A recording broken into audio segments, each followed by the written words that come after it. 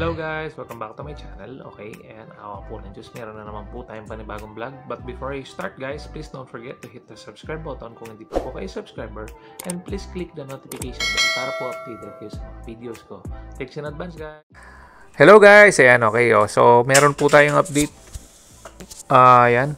This is taken October 10, 2023. Okay, so yan, medyo na late po tayo ng upload, no? So, bali ito po yung updates natin sa Amaya Escapes Pampanga along Angeles Magalang Road sa Sapang Maysak. Ayan. So, yan, nandito po tayo ngayon sa ating Angeles Magalang Road area wherein it separates from Mabalacat and Sapang Maysak, no? Ayan. So, again guys, this video is the update as of October 2023, no? Right now, as of the moment, wala namang bagong update with regards to Amaya, no? However, talagang napakarami na po ng mga nakatayo, no? Nakaka-proud, kasi yung phase 3 guys, halos gawa na, no? So nakakainggit na nakakatuwa kasi nung time na kasi na bumili ako ng property, it was the sector 1 or the phase 1, and nung nakita ko yung phase 3 or sector 3, nainggit ako kasi nga along the road talaga siya, no, na mas malapit talaga siya sa Angeles Magalang Road. However, yun nga, siguro good naman din yung unit ko and okay naman ako doon. Pero nainggit lang ako kasi ang ganda ng mga maluwag yung daan, maganda yung mga constructed houses na. Yan guys, kung nakikita nyo yan, sector 3 na po yan, no? Yan na po ang mga bahay na nakagawa ngayon as of October 2023 sa Amaya Escapes Pampanga sa sector 3 or the last sector of Amaya Escapes Pampanga, no? And yan guys, tututukan natin yan para makita ninyo ang update. Pumasyal din po tayo sa sector 2 or phase 2. However kasi medyo matagal akong hindi nakapasyal sa ating Amaya Escapes Pampanga dahil medyo na busy po tayo, no? Ngayon, hindi ko pa naipagpaalam na ikutan ng phase 2 or sector 2, pero may mga nakita na ako guys na nakatira. Parang nakatira na kasi nakapark yung sasakyan. However, hindi ko sure kung kung empleyado lang yun ng Amaya, no? And ayan guys, so nidaanan na po natin yung yung guardhouse. So bali yan. Ayan guys, kung ano yung nakikita nyo dyan, yung mga matataas na bahay na yan, part na po yan ng sector 3, no? Ayan guys, so nakakainggit kasi tingnan nyo naman guys, main road to. Ito yung halos entrance na po to ng Amaya Escapes Pampanga. And you see this, ayan guys, yung mga updates na yan, halos talagang mabubuo na yung Amaya Escapes Pampanga. Dahil dati, sector 1 lang. Then, ayan yung sector 2, almost complete na rin. And then last, ayan guys, ito na yung sector 3. Ayan guys, yung mga natatanaw nyo yan, sa may gawing kanan, yan po ang ating sector 2. Dyan po nakakuha ang aking mga kapatid, no? Nahimok ko silang kumuha ng property din dito.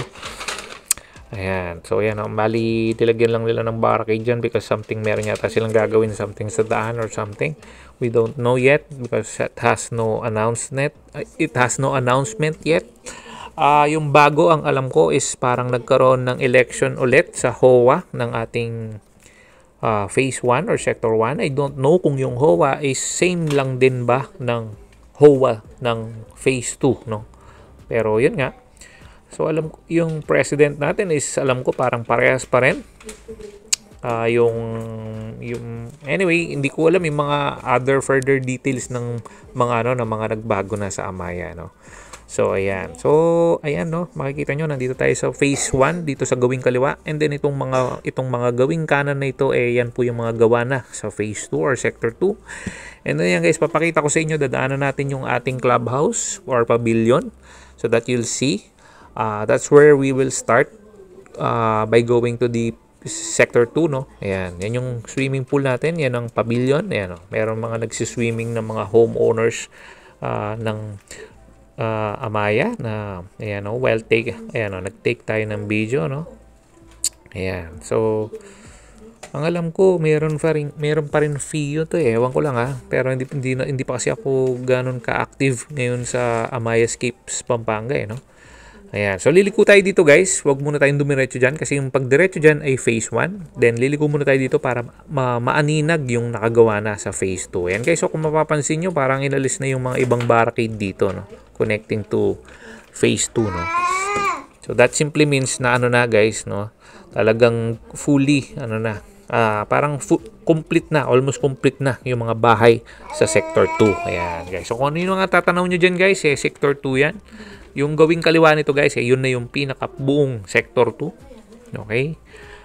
This is the right part of Amaya Escapes Pampanga, no? Kasi yung left part niya ay yung phase 1. Ayan. So guys, yung lahat ng natatanaw ninyo dito ay phase 2. However, hindi po tayo makakaikot dito kasi nga hindi ko alam kung allowed na bang umikot. Ayan yung guys, yung sasakyan na sinasabi ko. Ayan, mga nakapark na dyan. Hindi ko alam kung nakatira na sila dyan eh.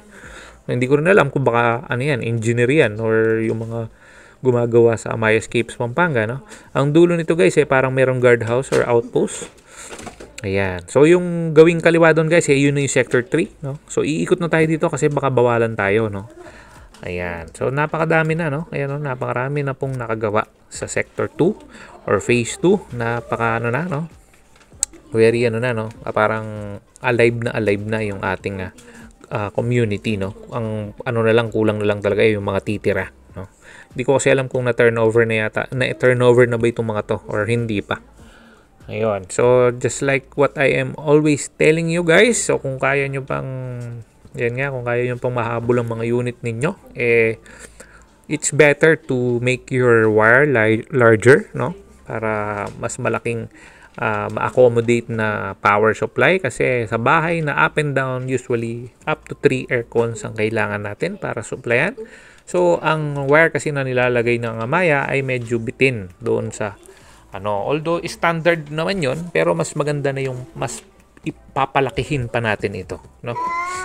Ayan. So, yan guys. So, palabas tayo dito ulit. Dadaanan na naman natin yung pavilion. Makikita nyo na naman ng swimming pool.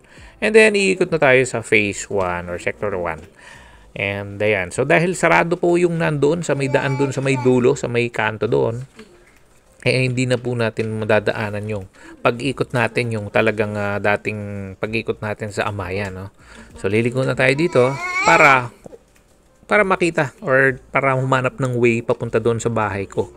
And then, you'll see from there, yun na po yung ating updates as of today, October 2023, no? This was taken October 10, no? In-upload ko to niyan, bali October 16, so 5 days, 6 days.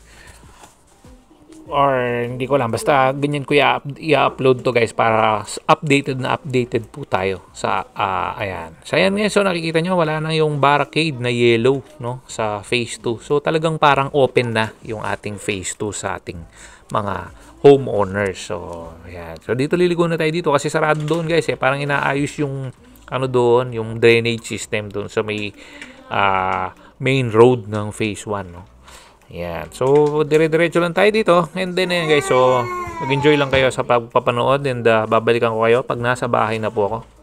So, yun. And actually, wala naman na po akong sasabihin pa. Because, ayan. So, tingnan nyo na lang po. Itong dadaanan natin itong mga ito. Ito po yung mga bahay sa phase 1 or sector 1. So, ayan. Dire-diretso lang po nito. Going na po to doon sa bahay ko. Ayan, nakikita nyo yung guys, yung puno na malaki. Ayan na po yung papunta sa mangga. And then, of course, mamaya later on, syempre paglabas natin, yun guys, doon na yung papakita ko na naman yung progress ng sector 3, which is very very nakakainggit kasi patapos na talaga yung Amaya, no. Tapos na po ang ating malapit na, no, konti na lang mabubuo na po ang ating Amaya Escapes Pampanga. And this is the end, I guess.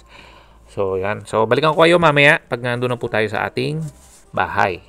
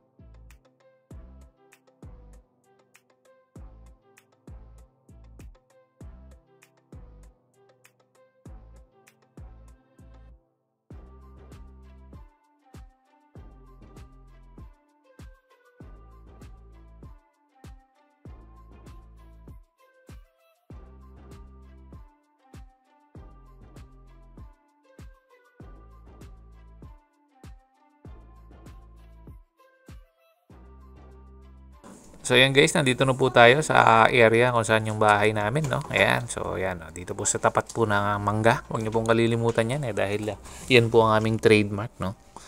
Ayan, so and then mamaya guys, yan, dali, lalabas na tayo ulit, no? Para makita nyo kung anong tawag dito?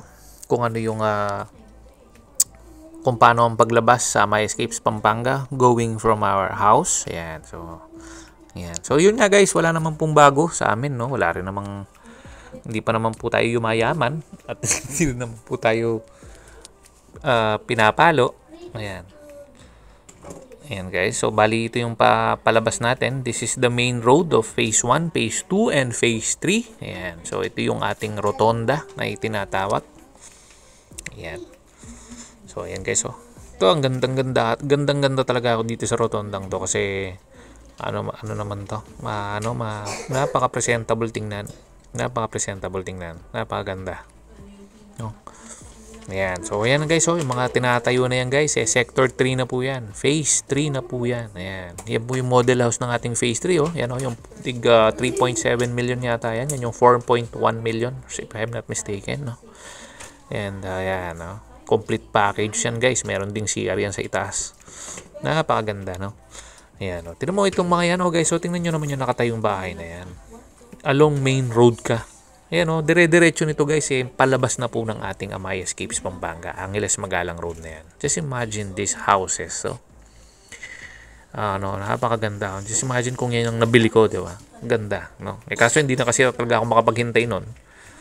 Yeah, ayan. So, yun, guys. I think we're done. Yan na po ang ating vlog for today. So, thanks for watching. Keep safe, everyone. Thanks be to God. Bye for now. And ayan guys, bye.